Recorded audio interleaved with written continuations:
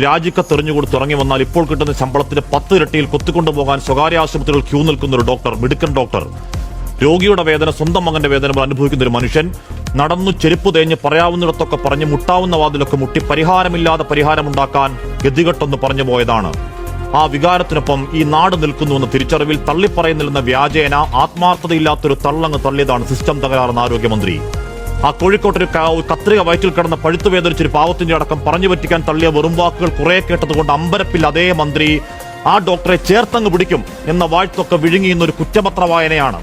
ആശുപത്രി വാർഡിൽ മൂത്രാശയക്കൽ വേദനയിൽ പൊളയുന്ന മകന്റെ പ്രായമുള്ള ഒരു ചെറുപ്പക്കാരനെ കണ്ട് ഓപ്പറേഷൻ മുടങ്ങിയ വേദനയിൽ വേദനിച്ചൊരു ഡോക്ടർ മനഃപൂർവ്വം ഓപ്പറേഷൻ മുടക്കിയെന്നാണ്, സർക്കാരിനെ അപകീർത്തിപ്പെടുത്തിയെന്നാണ്.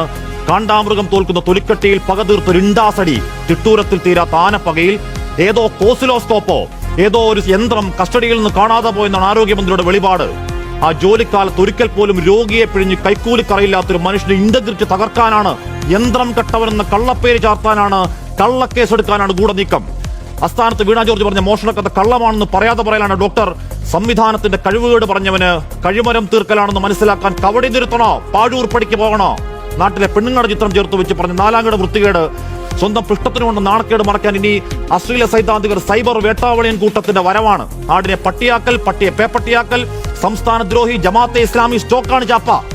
വേട്ടയിൽ തരിപ്പണമായി കരഞ്ഞുകൊണ്ട് ഹാരിസ് ഡോക്ടർ ഇന്ന് ഇറങ്ങിപ്പോയത് മെഡിക്കൽ കോളേജിലേക്കാണ്, സാറന്മാരെ സർജറിക്കാണ്. നേരും നെറിവുമുള്ള ഒരുത്തനെ മനുഷ്യവേദന പറഞ്ഞതിന് കഴിമരത്തിൽ തൂക്കാനാണ് വിനാശകാലത്ത് നിങ്ങളുടെ കോൺസ്പിറസി എങ്കിൽ ആ കഴിമര മറക്കാനാണ്. വേട്ടയ്ക്കാണ് നീക്കമെങ്കിൽ ആ വേട്ടയെ ചെറുക്കാനാണ് ഈ നാടിന്റെ തീരുമാനം. തടുക്കാമെങ്കിൽ തടുക്ക്.